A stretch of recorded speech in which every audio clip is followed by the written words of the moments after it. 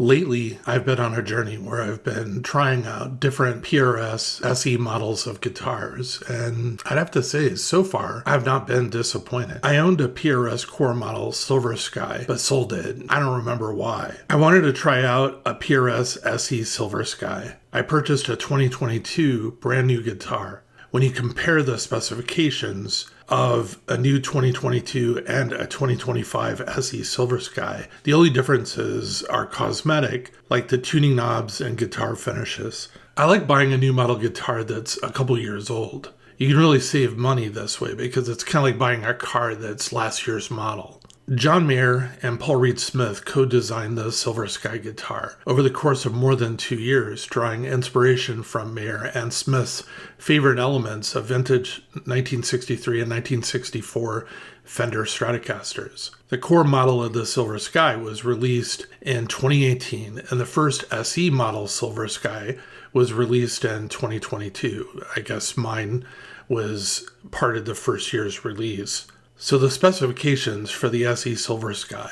The body wood, instead of the older body that's found on the core Silver Sky, the SE model utilizes poplar. The neck wood is maple. The fretboard is available in either rosewood or maple fretboards. The fretboard radius, the SE Silver Sky has an 8.5-inch radius, while the core model has a 7.25-inch radius. Paul Reed Smith was asked why there's the difference in radius, and he said that the 8.5 radius he felt was more approachable and easier to play for most guitarists. Neck shape. It features the 635 JM neck carve, which is designed to feel familiar and comfortable, similar to the core model. The neck has a satin finish, while the core model has a lacquered finish. Pickups. The Silver Sky is equipped with 635 JM S single coil pickups. These are voiced to capture tonal similarity to the pickups that are in the core model. The bridge is a 2-point steel tremolo set up flush to the body, similar to the core model. The tuners are vintage style PRS non-locking tuners, whereas the core model has locking tuners. The nut, the SE model uses a synthetic bone nut instead of the bone nut found on the core model. The scale length is 25.5 inches. The controls are 1 volume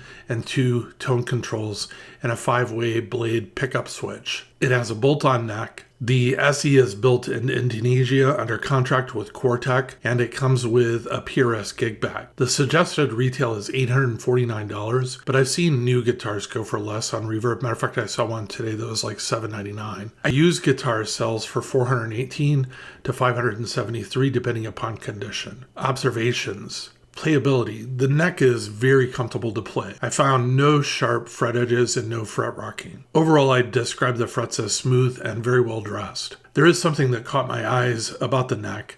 It's the headstock. When I compared the headstock to my other PRS SE guitars, I realized that the headstock on the Silver Sky was actually reversed or backwards. I then researched to see why this would be, and here's what I found. The reverse headstock was a key part of his vision for the guitar's feel and function. Mayer specifically wanted the lower section of the headstock to be out of the way for his playing style, especially with his larger hands. The inverted headstock, combined with PRS's 3+3 tuner configuration, which is basically 3 tuners on each side of the headstock, helps maintain a more consistent and optimal length of string behind the nut for all strings. This can contribute to improved tuning stability and resonance, as it reduces the sharp string angle that sometimes requires, like on a Fender guitar, string trees on a traditional 6-in-line headstock. Tone. My comments on the 635 JMS pickups, well, I'm probably going to piss a lot of folks off by saying this, but I actually like the pickups on the SE Silver Sky more than most of my Fender Stratocasters that I own. For point of reference, I've owned probably over 100 Stratocasters in my lifetime, and I currently have probably about 35 in my collection. The 635 JMS pickups have very clear highs, bottom end, and mids. They're just kind of a good universal single coil pickup. They're very warm. Some of my Strats have highs that are not as full, and in my opinion, they just kind of wear on my ears. This may be because most of my favorite guitars are Telecasters. I watched a video that was just released on Rick Beto's channel where he invited Tim Pierce and Paul Reed Smith on the program. The goal for the video was for Tim and Rick to pick their all-time favorite vintage Stratocaster. Then Tim would play licks on the chosen vintage Stratocaster guitar, and then played the same exact licks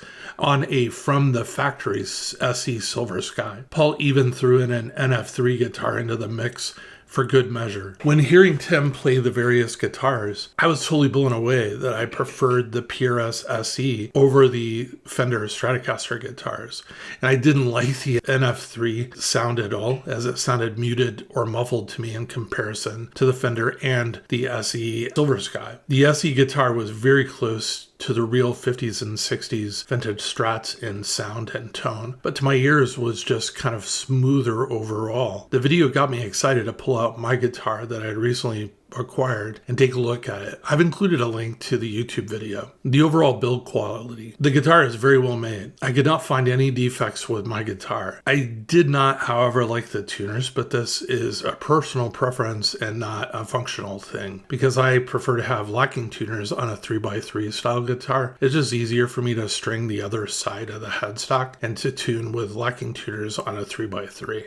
So I replaced the stock tuners with a set of PRS /man, MANN locking tuners that I ordered from Man Made, and it's MANN, I've put a link to the page where you can actually buy the different types of PRS tuners. They're really good tuners. And I actually think that it's possible that they may actually be the supplier to PRS. Installing them only took minutes as they are drop-in replacements. Versatility of the guitar. I see this guitar as a really versatile instrument capable of handling a lot of different genres. It's a really good, I would say, just kind of general guitar that could handle blues, rock, jazz, and other possibly higher gain applications if you have the right pedals between the guitar and the amp. So to close out, looking at the value for money, the fact that you can pick up a used version of this guitar in the 500s is amazing to me and makes this an excellent value for a guitar. I'd rate this between the Fender Player 2 series Stratocaster and an Ampro 2 Stratocaster, and just overall functional quality of the guitar, toned and so on. That's crazy to say when this